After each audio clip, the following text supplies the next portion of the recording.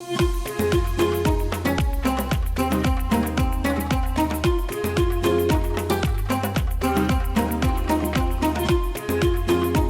विचारक और चिंतक डॉक्टर वाल्टर टॉपेल ने लिखा है, केवल मनुष्य ही रोता हुआ पैदा होता है, शिकायत करता हुआ जीता है और निराश मरता है।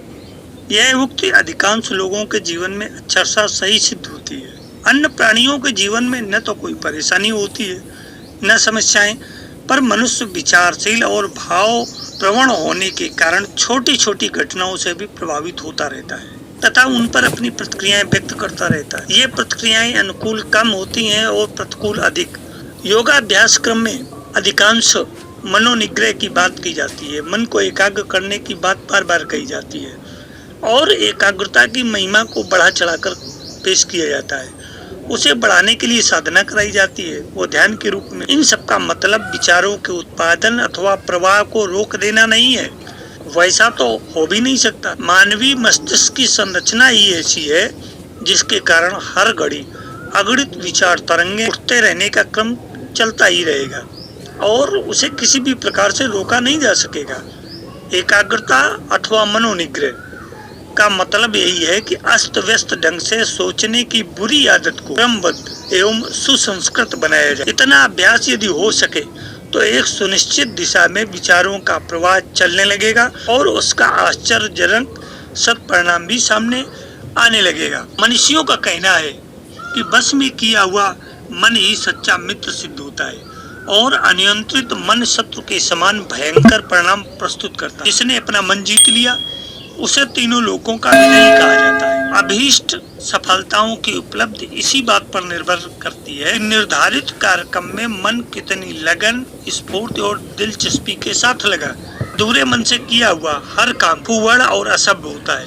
शान, शोभा और प्रतिष्ठा के साथ वे ही कार्य पूरे होते हैं जिनमें समुचित मनोबल लगा हो।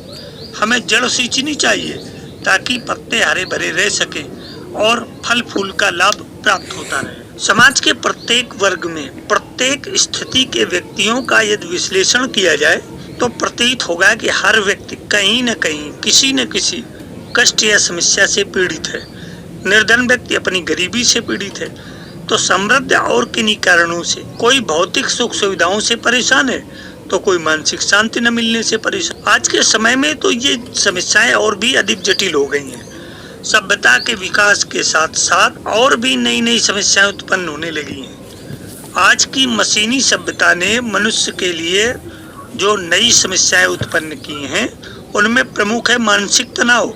यूं तो चिंताएं, विक्षोभ, मानसिक दबाव और असफलता का दुख सदा से मनुष्य को परेशान करते हैं, पर विगत कुछ दशाब्दियों में मानसिक तनाव के कारण कई ऐसे रोग फैलने लगे हैं जिनका कारण शरीर में खोजे भी नहीं मिल पाता है। ऐसे रोगों को अंग्रेजी में साइकोसोमैटिक रोग कहा जाता है।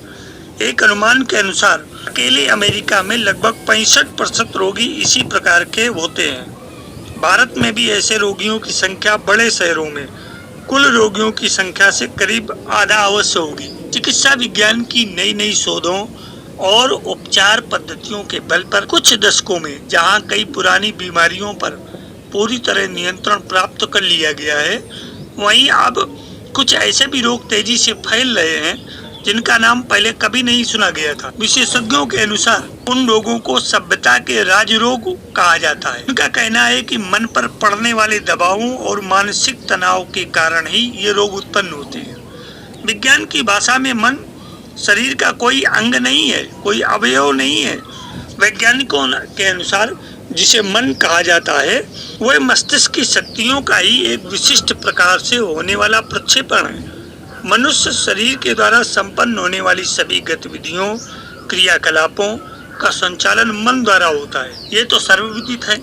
शरीर के द्वारा कुछ कार्य तो मनुष्य अपनी इच्छानुसार करता है, जैसे चलना, उठना, बैठना, लिखना, पढ़ना आदि। इनके अतिरिक्त शरीर में कई ऐसी प्रतिक्रियाएं भी चलती रहती हैं जिन पर मनुष्य अपनी इच्छा अनुसार नियंत्रण नहीं कर सकता, जैसे पाचन क्रिया, रक्त परिभ्रमण, हृदय स्पंदन, नाड़ी चलना आदि।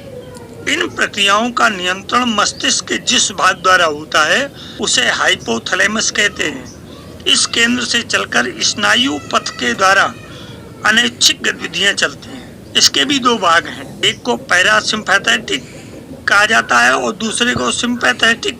पहला पाचन, पोषण और शुद्धिकरण जैसा कार्य करता है, तो दूसरा भाग प्राणी को विशिष्ट परिस्थितियों से निपटने की क्षमता प्रदान करता है। तनाव या दबाव के समय मस्तिष्क का यह हिस्सा सक्रिय हो उठता है। जैसे खतरा प्रस्तुत होने पर इसके कारण रक्तचाप बढ़ जाता है, दिल की धड़कन तेज हो जाती है, हृदय से अधिक रक्त प्रवाहित होने लगता है, भीतरी अवयवों से हटकर रक्त मांसपेशियों की ओर आने लगता है, रक्त में शर्करा की मात्रा बढ़ जाती है और शरीर में एड्रेनालिन नामक रसायन भी प्रवाहित होने लगता है।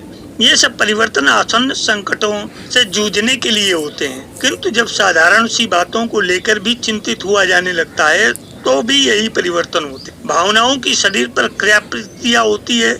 इसका एक छोटा सा उदाहरण है। प्रकृति ने भावनाओं का शरीर से यह संबंध विशिष्ट उद्देश्य से जोड़ा है। वह उद्देश्य है कि प्राणी का शरीर परिस्थिति के अनुरूप ढल सके। कुछ और घटनाओं द्वारा भावनाओं की शरीर पर होने वाली प्रतिक्रियाओं को समझा जा सकता है, जैसे डर के कारण पेशाब छूट जाना, घबराहट से पसीना छूटना, चिंता के कारण भूख न लगना, गुस्से में होने पर चेहरा तमतमा उठना, परेशानी से नींद न आना और लज्जा के मारे लाल हो जाना, चेहरा झुका लेना आदि स्थितियां दर्शाती हैं कि भावनाओं का प्रभाव मनुष्य शरीर के रक्त प्रवाह और अंदरूनी हलचलों पर अनिवार्य रूप से पड़ता है। पसीना छूटने से पता चलता है कि भावनाएं शरीर की उन ग्रंथियों को प्रभावित करती हैं जो पसीना छोड़ने का काम करती हैं।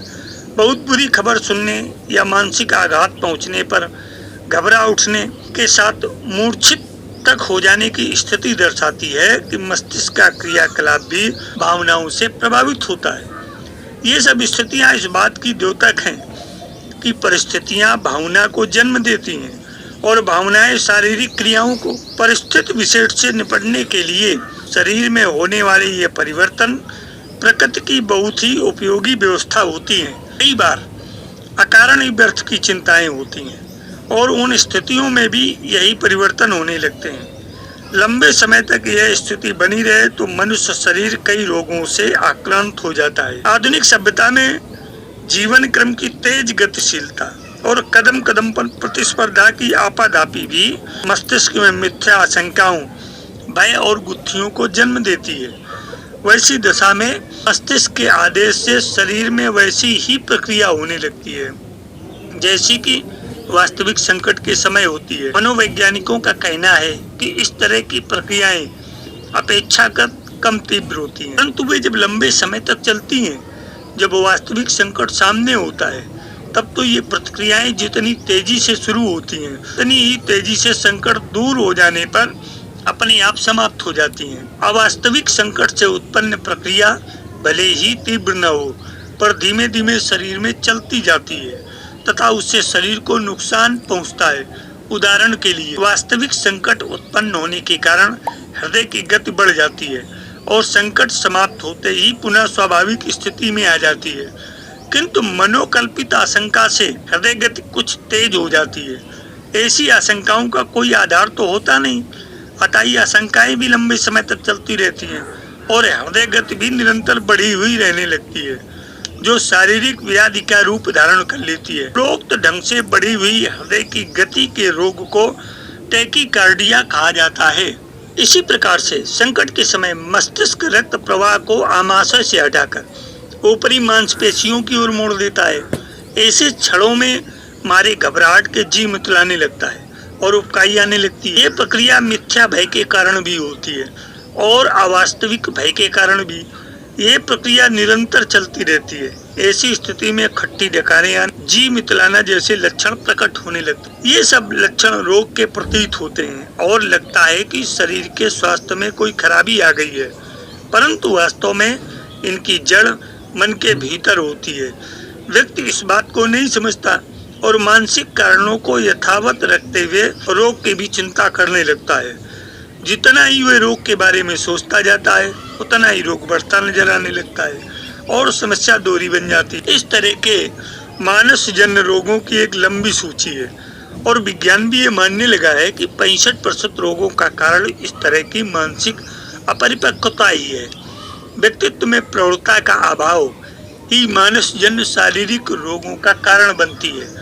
दूसरे शब्दों में कहा जाए तो निरंतर किन्हीं बातों को लेकर चिंतित रहना, गलत सलत शंका को शंकाएं करते रहना और व्यर्थ के वहम पालना मानवीय मस्तिष्क को अत्यंत तनावग्रस्त कर देते हैं। तनाव का बहुत अधिक बढ़ जाना ही इस तरह के रोगों का कारण बनता है। मनोवैज्ञानिक मानते हैं कि तनाव जीवन का एक अनिवार्य अंग है, परंतु वह सीमा से अधिक हो जाता है तो मस्तिष्क और शरीर पर बुरा प्रभाव डालने लगता है। सिएटल के वाशिंगटन विश्वविद्यालय में चिकित्सा विभाग के प्रधान डॉक्टर थॉमस होम्स ने हाल ही में लंबे समय तक शोध और अनुसंधान के बाद ये बात कही है कि सक्रिय जीवन व्यतीत करते हुए कोई भी व्यक्ति तनाव से पूर्णतः मुक्त नहीं हो सकता। उनका कहना है कि एक ही तरह की घटनाएं अलग अलग लोगों के लिए अलग अलग अनुपात से तनाव का कारण बनती हैं। उन्होंने ऐसी विभिन्न घटनाओं तथा घटकों की एक लंबी सूची बनाई जिसके कारण मानसिक तनाव उत्पन्न होता है और इन घटनाओं के लिए अंक निर्धारित किए। कहा कि एक वर्ष में 200 अंकों से अधिक तनावपूर्ण स्थितियों में स्वास्थ्य के लिए खतरा उत्पन्न हो सकता है। डॉक्टर होम्स ने जीवन साथी की मृत्यु से लेकर रहन सहन में परिवर्तन और यहाँ तक कि सोने की आदतों में बदलाव तक को तनाव का कारण बताया है। ये बात अलग है कि कौन व्यक्ति इन घटनाओं से कितना तनाव अनुभव करता है। इस प्रकार तनाव से पूर्णतः छुटकारा तो नहीं पाया जा सकता और न ही इसके लिए चिंता करने की कोई आवश्यकता है। परमात्मा ने मनुष्य के शरीर और मन को इस योग्य बनाया है कि वह दैनंदिन जीवन में आने वाले तनाव को झेल सके। समस्या वहाँ उत्पन्न होती है जब मनुष्य साधारण घटनाओं को भी आवश्यकता से अधिक महत्व देने लगता है। इस स्थिति से बचने का एक ही उपाय है मनुष्य अपनी सीमाओं और सामर्थ्यों को सही ढंग से पहचाने और उसके अनुसार अपना जीवन क्रम अपनाए। प्रसिद्ध मनोवैज्ञानिक डॉक्टर सोलिए के अनुसार अपनी सामर्थ्य के अनुसार तनाव झेलना स्वास्थ्य के लिए अच्छा ही है, लेकिन सामर्थ्य से अधिक तनाव बढ़ता प्रतीत हो तो डॉक्टर सोलिए ने उसके लिए श्रम को सबसे बड़ा उपचार बनाया है। अपने आप को व्यस्त रखना अनेक प्रकार की समस्याओं के साथ साथ मानसिक तनाव से मुक्त होने का भी अचूक उपाय है। महत्वाकांक्षाओं और क्षमताओं में सामंजस्य भी तनाव की संभावनाओं को बहुत कम कर देता है। अपनी स्थिति से ऊंचा उठने और उन्नत के चरम शिखर को छूने की इच्छा हर किसी में रहती है। निश्चित ही अपना लक्ष्य बनाना चाहिए पर उसके लिए अधैर्य या व्यग्रता से काम नहीं लेना चाहिए। सीढ़ी दर सीढ़ी ही लक्ष्य तक पहुंचा जा सकता है। डॉक्टर सोलिए का यह भी कहना है कि तनाव से उत्पन्न शारीरिक व्याधियों से बचने के लिए व्यक्ति का आस्थावान श्रद्धावान होना भी आवश्यक है। ईश्वर के अस्तित्व को मानने में किसी को आपत्ति भी हो सकती है, पर कम से कम अपने प्रति आस्था तो रखी ही जा सकती है। अपने प्रति आस्थावान रहने के लिए आवश्यक है कि अपना सही मूल्यांकन किया जाए। अपने को बहुत अधिक बढ़ाकर या बहुत अधिक घटाकर देखने वाले लोग तनाव तथा कुंठा के शिकार होते हैं। अतः अपना वास्तविक मूल्यांकन करते हुए सामान्य और सहज जीवन जीना मन और तनाव दोनों को सहज बनाता है, सशक्त बनाता है। मेरे अध्यात्म प्रेमी जिज्ञासु मित्रों, मानसिक तनाव बुरा तो है ही परंतु उपयोगी भी उतना ही है। आज इस अंक में इतना ही। जीवन के साथ YouTube चैनल पर योगाचार्य राजन आचार्य का सप्रेम अभिवादन।